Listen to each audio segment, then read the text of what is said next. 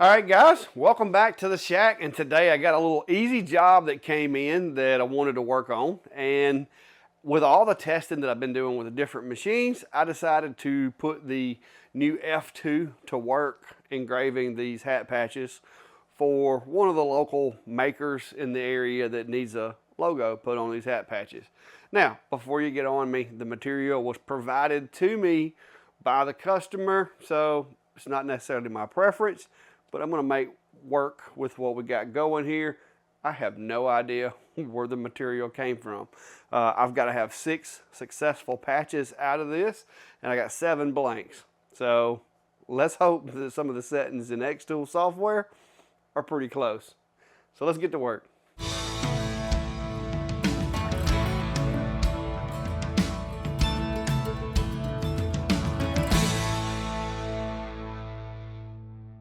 All right, guys, so for today's job, yes, we'll be using the new xTool F2.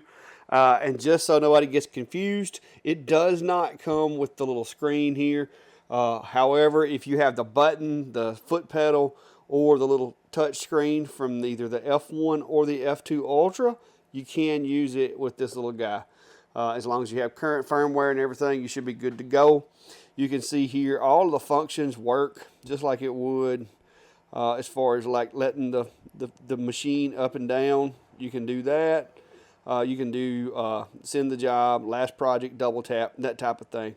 So it's pretty handy to have. And another thing, before anybody asks, if you're interested in my lens cover that is better than the black one that comes with, or any of my jigs or anything, just go check out the Etsy shop. There will be a link down below, of course, and your patronage is appreciated. For this job, we'll be using the desktop air purifier. This is the one that is specifically built for the F1, F2, and it's connected to it and already synced up. So when we start engraving, it's going to start eating the smoke and keeping us from having to breathe that. So I've got the jig built up. Basically what I did is, it's a 2-layered project. The little jigs that I make are 2 layers of plywood. The top layer is more or less just holds everything still. The bottom layer keeps it from falling through the bottom, just makes them a little more rigid. Then I've got a piece of 3mm true flat that I put in there, so that makes this jig to where this hat patch just sits right at the surface of this jig. So it's not recessed or anything like that.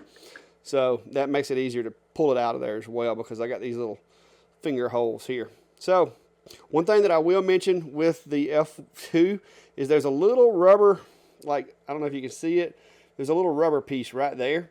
So when you're putting these jigs in, or the base plate, it works best if you take and start with it pressed against the front right here, like pull it to you and then push it down.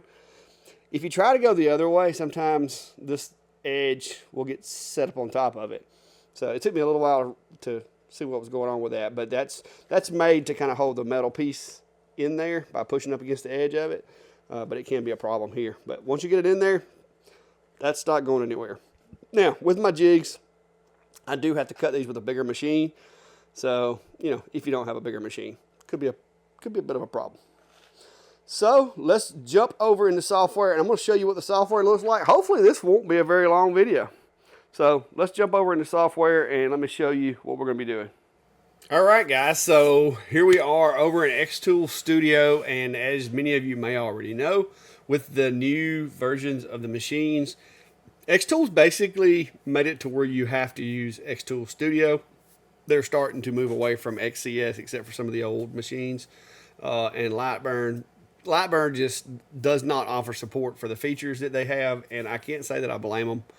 Because it would create more complaints trying to keep Lightburn compatibility than it would any kind of good input at this point.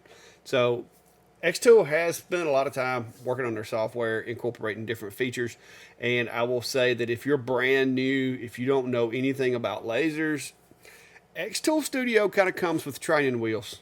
So it is simple to get started because it kind of holds your hand and walks you through learning about lasers. So with that said, I've already got a file mostly done here, so I'm going to open that. And this is the logo, and then my little jig setup that I've created. This is the file that goes with that. And all I did is once I set the jig up is I just bring the logo in here and center it using this little rectangle right here. So with this file, first thing I want to do with the F2 or any of the machines that have a camera, the very first thing you want to do is make sure that you're focused. Being focused when you have these cameras is very critical, because that camera settings and the algorithm that it uses to lay the image out is directly related to how high the camera is from the material. So if you're too low or too high, your image is going to be messed up. Now, with that said, these cameras, especially the one on the F2 and the new F2 Ultra UV that I have, are very powerful. They're very good cameras. Always frame, just to be sure. Just use framing as well. Consider cameras as just one more tool in your toolbox to use. Now, here's the design, and just to show you how accurate the camera is, when I made this jig, of course I had to burn the actual jig. I cut it with another machine and brought it over here after I got it glued together. And I put this text on there so that I would know which one it was, and that way I can match this file to it. And look how close this camera is. Now y'all pay attention to, you don't see any text or anything. Look at that. That's how accurate. And I just opened this file. I had closed XCS or xTool Studio out, and I had just opened this file and took a picture. So that's how consistent the camera is. It's pretty awesome. So once I got the file in there, I created this little rectangle right here, just using the rectangle tool here, and used the camera to kind of line this up and frame it out to where I want the engrave to be as far as my jig setup. Once I got that on there using the framing, I was good to go. Now I do want to show you something weird and cool all at the same time about the way xTool frames. So if we hit frame on this design, you see I've got these three elements right here. I've got the text, I've got this little border right here for my jig setup, and then I've got the actual engrave that we're going to be doing. So if I click on frame right here, the machine is going to frame. Let me show you what's going on over here. All right, right now it's framing pretty much all of the stuff that I've got that I'm going to be engraving. The cool feature that I didn't even know it did this until I was playing around earlier is if I select just the text, all right, that all I did is I took and selected this text only, and you see what's going on here. All right, so I'm going to select the hat alignment rectangle there for the patch, and you see it's framing it, so it's showing you where that is. Okay, and finally, if I select the logo that we're going to be engraving, it shows you where it's at. Now, there's also some features that you can turn some stuff on right here. You can do rectangle, outline, polygon. Outline is pretty cool as well.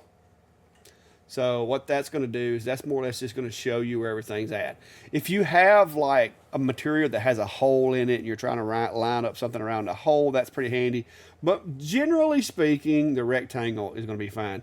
And while we're just sitting here watching it, I'm just going to select and change it over to rectangle and watch what happens. It's real time, guys. I mean, I do like that part. You don't have to stop it and start it back.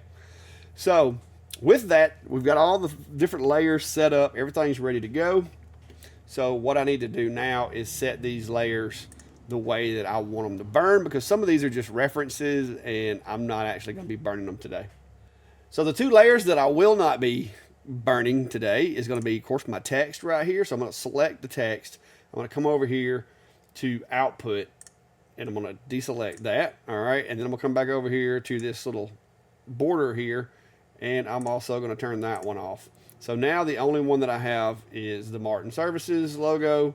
Should be the only one that I have. So once I get all of those off, I'm going to click on the logo, and there's my alignment. So yeah. Now, because I have set those to not output, I can select on whichever one I want, and it's only going to show me the one for the text. So the logo that I'm actually going to engrave. So that's kind of a fail-safe to go back and make sure if you have multiple layers. So with this material also, one of the things is the customer provided this material. Since we don't know what this material is, and like we talked about earlier, guys, if you're just getting into this, xTool software is pretty powerful. It's pretty good at holding your hand and walking you through learning this stuff. So this is some type of leatherette. I have no idea where it came from. So we're going to go over here, and I'm just going to type in leather. All right, so you've got several different materials. Okay, this I'm pretty sure is going to be the PU leather. Like I said, I don't know what brand it is or anything like that, so I'm going to hope that this works. If it doesn't, we're going to do some testing. They sent me 7 of the patches, and I've only got to have 6, so one of them's to test on, but I feel pretty confident. So I'm going to select the deep brown PU leather and hit apply, because that's what I suspect this is. And we're good to go. So now I just need to know for sure what I need to turn my preview off, or my frame off. So I just need to know for sure what our file is going to look like. And we've got blue light right here set as our reference material. So we've got blue light. It's going to be 90% power, 500 speed, 1 pass. The LPC is going to be 120, which should be pretty good. So we're going to go from there and see what this looks like. So the cool thing about this software too is before you send the burn, Lightburn lets you see it. Like it's not like other software to where you have to hit preview necessarily. When you hit the start, it's going to show you a preview, and what it does is it wants you to be able to preview the image before you send it. Now, I asked for this logo to be sent to me in SVG, but it was not. It was sent to me in a PNG, and there is a bit of a problem with the design there. I don't like the looks of that. So we may do a short intermission in this video and come back once I can get them to send me what I asked for. So let's check on that right quick. All right, so after a little bit of work, I was able to take the PNG that I was sent and remove the background. Luckily, xTool's pretty good about taking PNGs and using them. So I brought that back in here with the background removed. And instead of trying to trace it or anything, I think we're going to be good going this route. So when I hit process here, you can see now it's a little more clear here in the preview. So I'm going to go one step further, and I'm going to go down here, and this is, even though this looks nice here, I want to go in and confirm the processing path. So I'm going to go ahead and hit preview processing path, and you can see it looks like I've got some really sharp edges there now. So just so you can, if you didn't notice it earlier, you can notice it a little better. Look at the sharp edges down here as opposed to these rounded corners here. That was from using a trace tool on this and not on that. Now, I would rather this had been sent to me as an SVG, but we were able to take a PNG and take the background out of it, and I've got a working file for this machine. So again, xTool is a good one to hold your hand. You'll also see up here on the preview screen that it says it's going to take us 2 minutes and 46 seconds to engrave this piece of material. Now, because this is an unknown material and I get nervous when I'm doing unknown material, I'm going to go back, make sure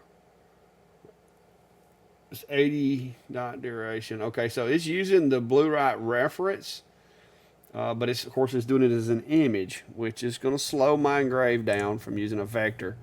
But we'll see how it goes. I think this is going to work out.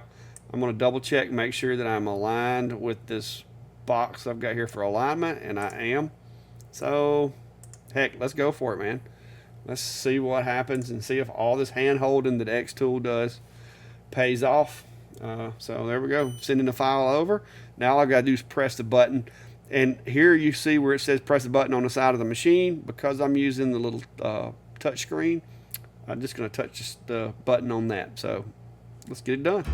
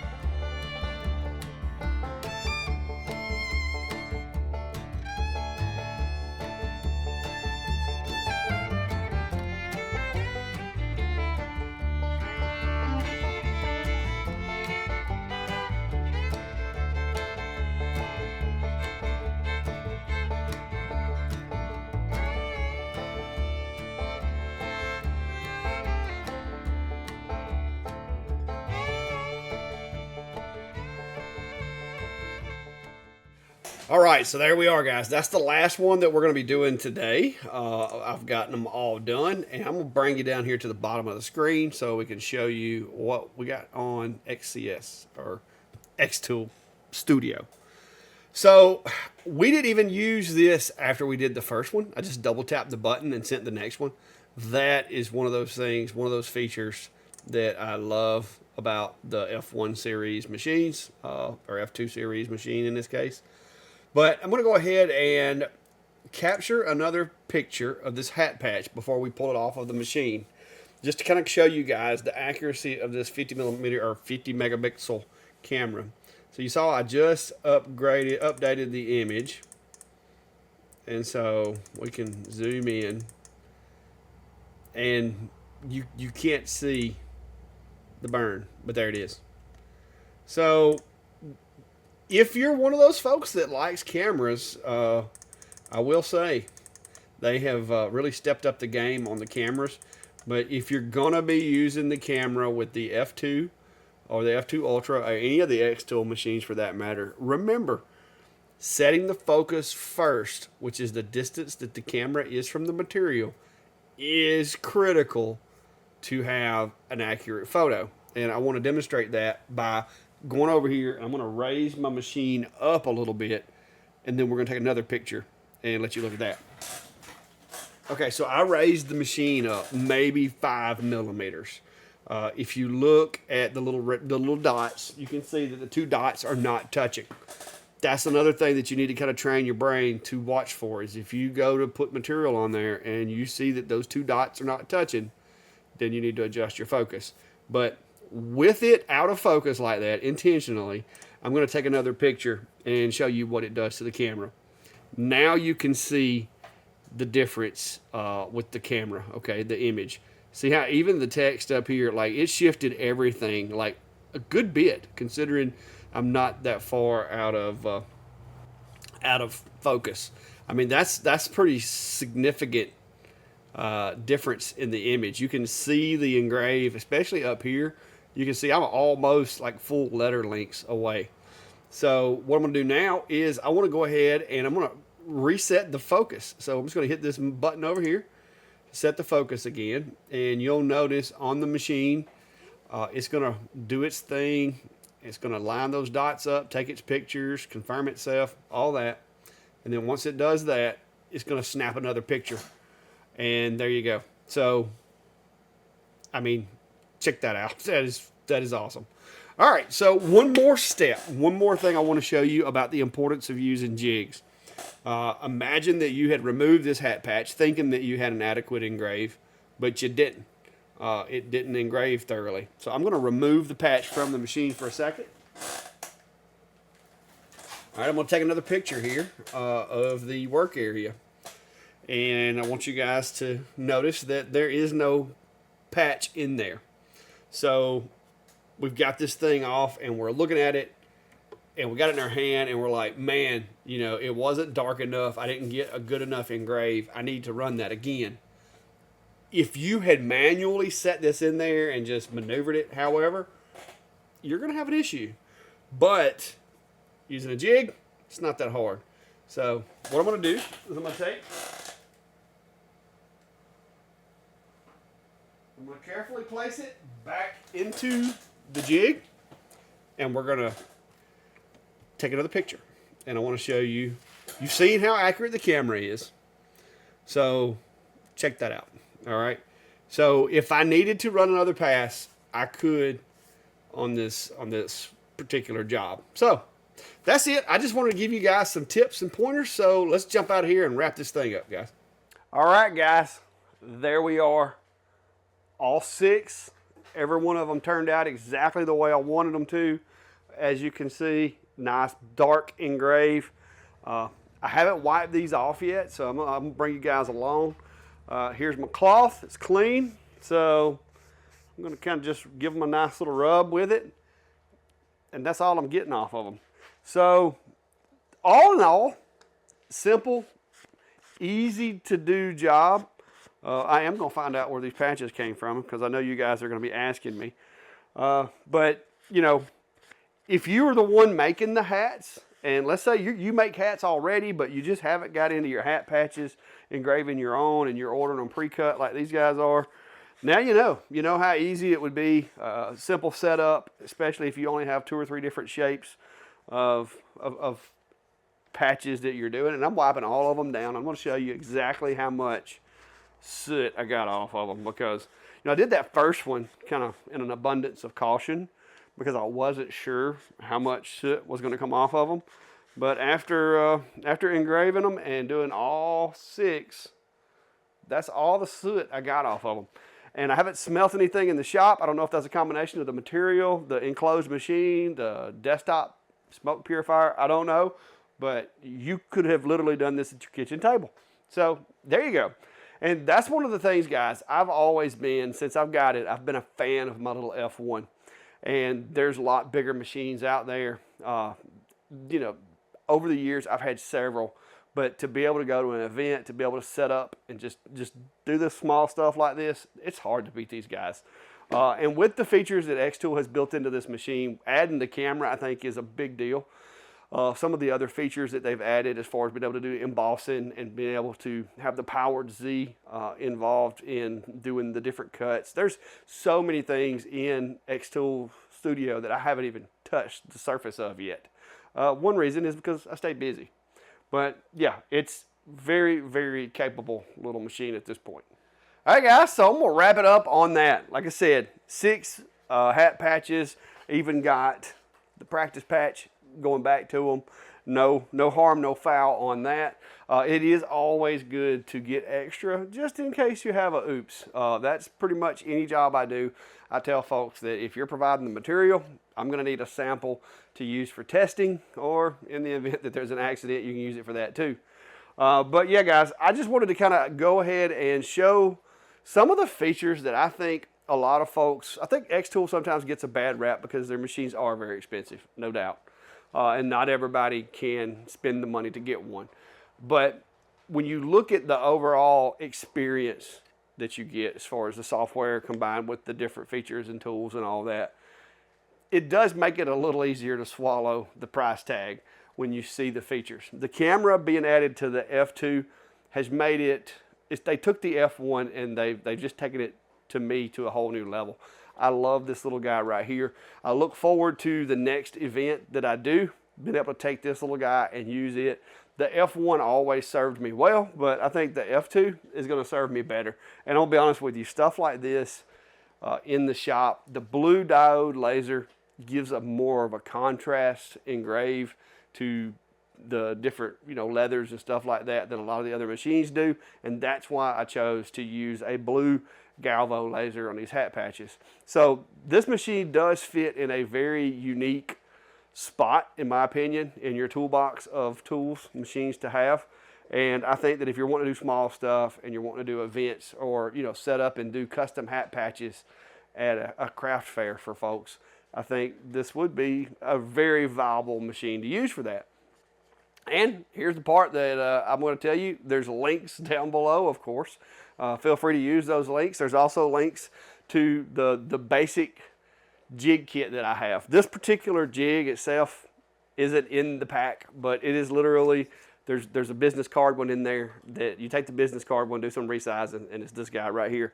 Item files, you can make your own item files. Once you figure out how the jig system works, if you have a bigger machine to cut them on, it takes 5 minutes to make one of these guys and save yourself time for, you know, years to come. So there you go, guys. I hope you liked the video. If you did, be sure to hit that subscribe button. There'll be more to come. I've got the big brother to this machine, the F2 Ultra UV, sitting over there. I've been doing a few jobs with it, trying to get some materials together to do a video, but jobs keep coming in. Keep staying busy, so I'll get to it as soon as I can. But until then, be safe and have a good day.